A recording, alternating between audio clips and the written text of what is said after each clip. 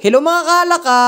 Day 5 ng aking pakikipag 1v1 at ang ka 1v1 ko nga dito ay si Arwin Soriano. Shoutout nga pala sa iyo Lods, at dito nga mga kahalaka ang napili niyang hero is Carry to Carry. At kung napapansin nyo nga mga kahalaka ay nagsasampigahan kaagad kami dito at pareho na nga kami ditong napagamit ng vengeance mga kahalaka. So ayun, hindi nga kami dito magkakapatayan dahil kung sino nga una ditong ma-first blood, syempre malulugi agad sa level lalo na sa gold mga kahalaka. So ayun, dito nga mga kahalaka hindi ko mahanap yung isang video kaya ayun, ako yung unang nakakuha ng first blood. Pumatak na ang dugo within 3 minutes, ang bilis makabuo para basketball lang. Take me like Mike, sa dami ko na kills, ako laging godlike. I'm Mr.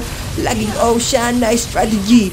Para bang Mineski at Cook style, para bang si Aiki. 2-0 na nga ako mga kahalaka. Ang sakit-sakit sabi ni Idol, sheesh. Napakaganda nga pala si kahalaka. Dito nga mga kahalaka sa point na ito, syempre ako yung lamang na lamang. Ba't ba naman ako matatakot? Susugod-sugudin ko siya dito mga kahalaka. Ba't ba naman ako sa kanya matatakot? Ba na, nagsabayan na naman kami ng sapakan. Vengeance na naman mga kahalaka at iyan. Nag-mention siya kaso na nga lang napatay siya diyan ng Tori kaya 3-0 na. Sheesh! At after ko nga siya dito mabigyan mga kahalaka, tamang magpaparm lang ako pampalakas. Napanice nga siya sa akin mga kahalaka. Din papatayin ko nga dito yung 3 minions. Kasi nga 3 na din yung kill ko sa kanya. Hindi. Joke lang. Nice try pa rin Lord, syempre. Enjoy lang lagi tayo sa pakikipag 1v1. Huwag magagalit dito sa aking voice record. Ano po? Kasi kailangan nating magkaroon ng maraming supporters. Sana maging solid supporter kita Lods. Arwin. Sheesh!